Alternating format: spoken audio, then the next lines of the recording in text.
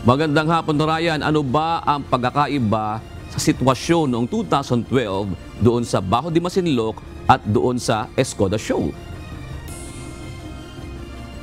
Magandang hapon.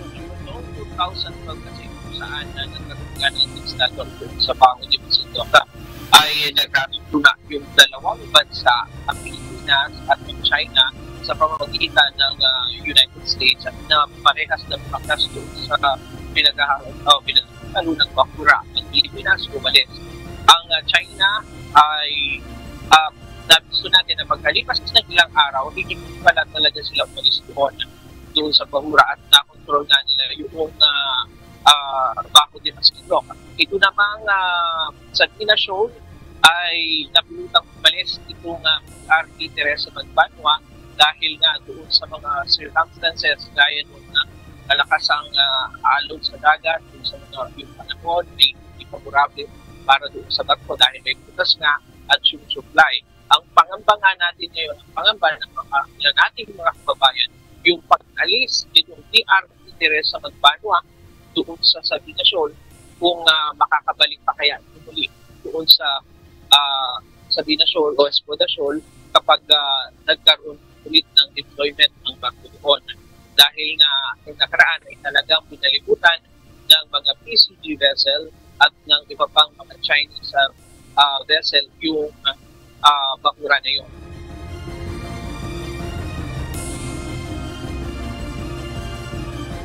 Hindi maaaring ikumpara ang sitwasyon sa Escoda o Sabina Shoal sa Bajo de Masinloc kung saan nakontrol ng China ang lagoon pagkatapos ng standoff sa pagitan ng Pilipinas at Beijing noong 2012. Sa pag-pull out ng BRP Teresa Magbanwa sa Escoda Shoal, tiwala ang Philippine Coast Guard na hindi makukuha ng China ang bahura dahil patuloy pa rin naman silang magpapatrolya sa pinagtatalunang teritoryo. Sa paliwanag ni Commodore J. Tariela, ang tagapagsalita ng PCG sa issue ng West Philippine Sea, higit na mas malawak ang Escoda kumpara sa Bajo de Masinloc. Mayroon itong kabuuang lawak na 137 square kilometers at may dalawang lagoon kung saan bawat isa ay mayroong 5 entry points. Hindi ito gaya ng Bajo de Masinloc na iisa lamang ang entrance kaya madaling harangan ng mga barko ng China. As far as the Philippine Coast Guard is concerned, we have not lost anything. Escoda Shoal, no matter how many instances we intend to go there, we can be able to patrol and deploy our vessel.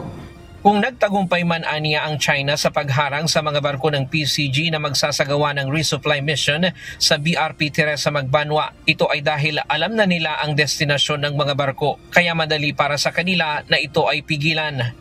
If the question is, what about before?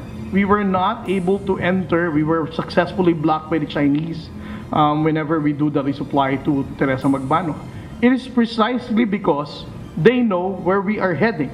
They know that we are proceeding to Teresa Magbanwa. That's why they can block the Coast Guard vessels. But right now, there is no reason for us to be blocked.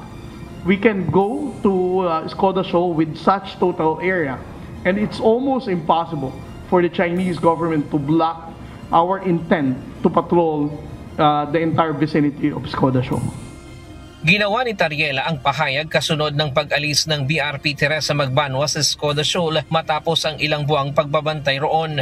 Sinasabing nagpasya ang PCG na pauwiin muna ang barko sa home port nito dahil sa kondisyon ng mga crew at barko na na-damage matapos banggain ng Chinese vessel noong August 31. Masama rin aniya ang lagay ng panahon sa lugar, kaya maging ang mga barko ng China na nagkukumpulan sa Escoda ay nabawasan rin. Sa huling monitoring ng PCG, nasa 11 Chinese maritime militia vessel na lamang ito at wala na roon ang mga barko ng Chinese Coast Guard, PLA Navy at maging ang kanilang hospital ship. Ang mga Chinese maritime forces, kung ano man ang lakas ng alon, pangit na panahon na pinagdadaanan ng Teresa Magbanwa when she was in Escoda Shoal, that doesn't make them invincible. Kung anong pinagdaanan natin, yun din ang pinagdadaanan nila.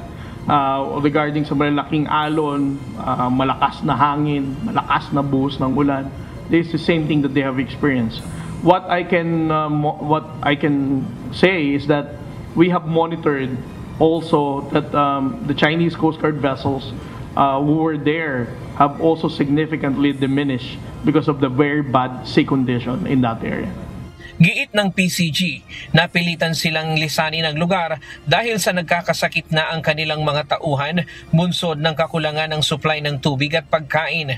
Gayunman, hindi anya ito nangangahulugang inabandonan na nila ang Skoda. Patuloy pa rin naman ang kanilang pagbabantay sa lugar at agad rin silang magpapadala ng barko doon kapalit ng BRP Teresa Magbanua. Batay sa kanilang monitoring, inabot ng hanggang 4 na taon bago matapos ang reklamasyon sa ibang maritime feature sa West Philippine Sea na inokupan ng China.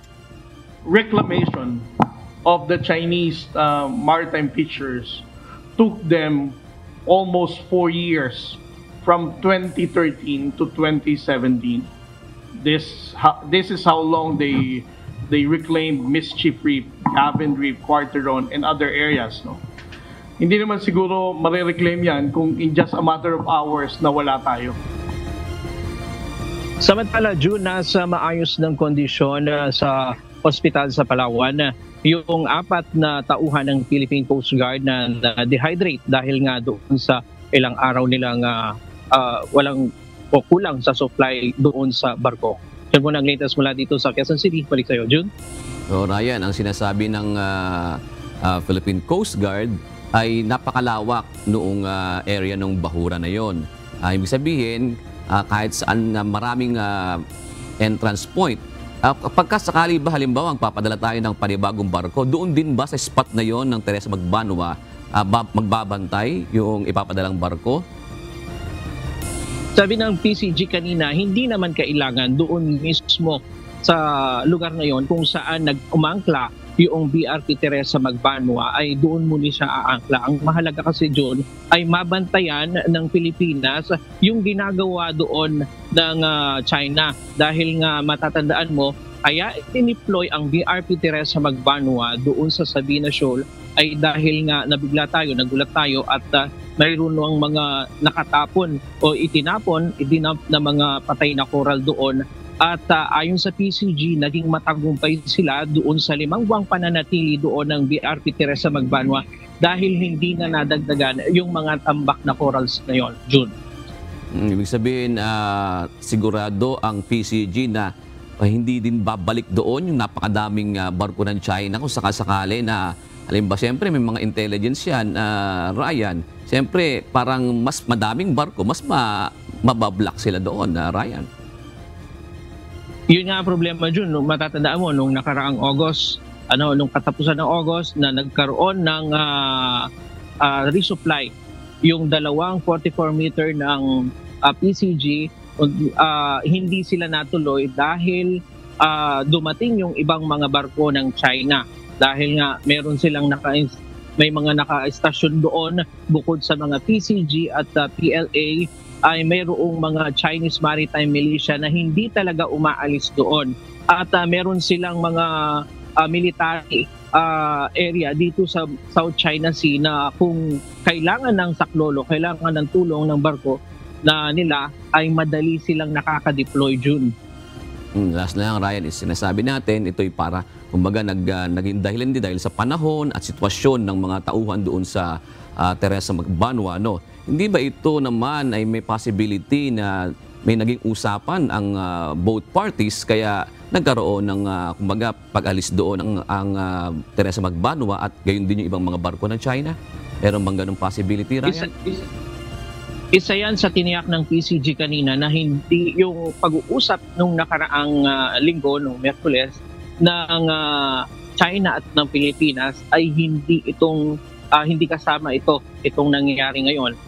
Ayon sa PCG, talagang kung matatandaan mo, nakapag-air supply pa ang PCG nung nakaraan. Pero dahil nga sa sumunod na araw ay naging masama na yung panahon kahit yung chopper ay hindi na makapunta doon para makapag-supply. At yun nga, unti-unti nang naubos ang supply ng mga tauhan ng BRP Teresa Magbanua, June.